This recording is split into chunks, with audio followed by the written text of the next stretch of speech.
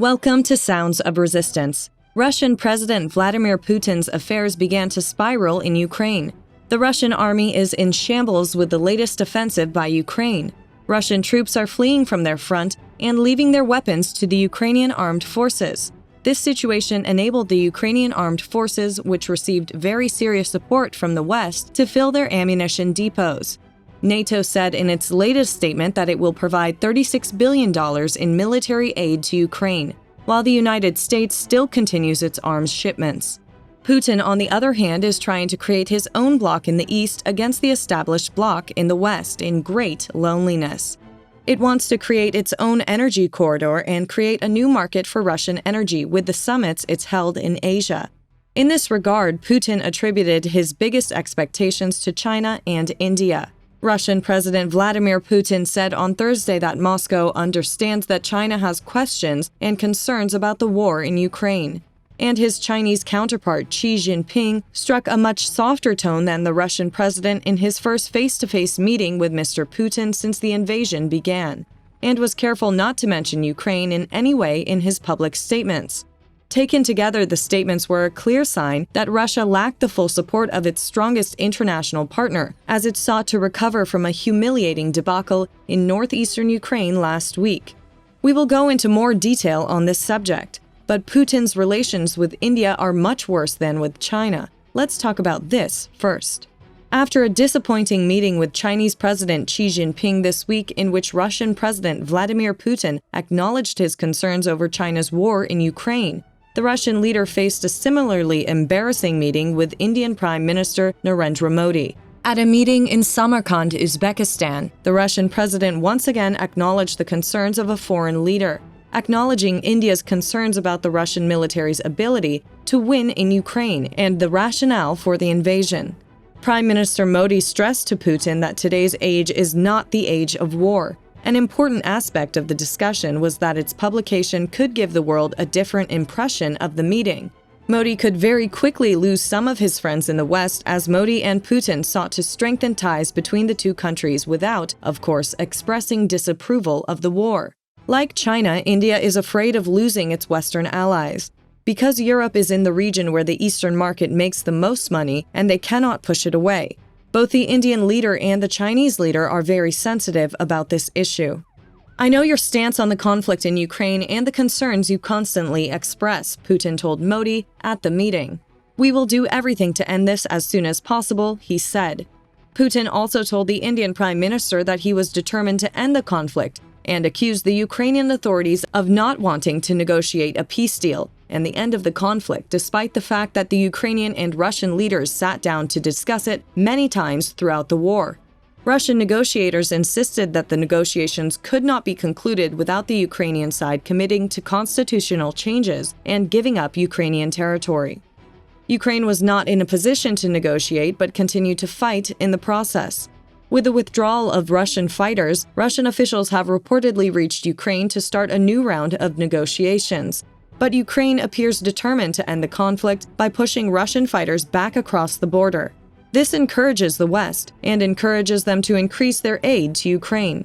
At the same time, as we mentioned earlier, for China and India, this situation leads to a point that should be avoided completely.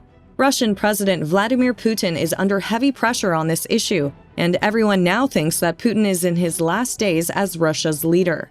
Faced with an uncertain future in terms of diplomacy and trade with the West, the Russian president may have used the Shanghai Cooperation Organization meeting, which brought together representatives from member states India, China, Pakistan, Russia, Kazakhstan, Tajikistan, Uzbekistan, and Kyrgyzstan. It is seen as an opportunity to seize new trade opportunities with major economies like India. India controversially bought Russian oil at a discount earlier this year, and in Putin's comments on Friday, he thanked the Indian Prime Minister for buying Russian fertilizers.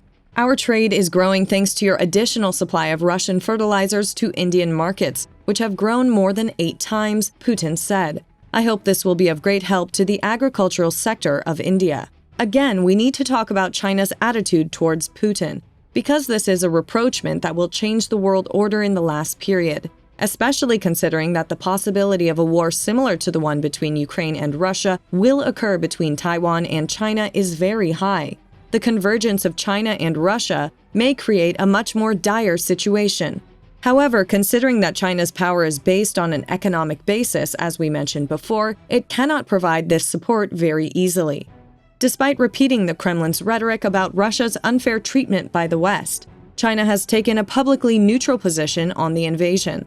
The summit, which aims to show the strength of the relationship between the two authoritarian leaders at a time when hostility towards the West is increasing and their agendas are being challenged, is especially important for Mr. Putin, who is further isolated by the United States and Western countries.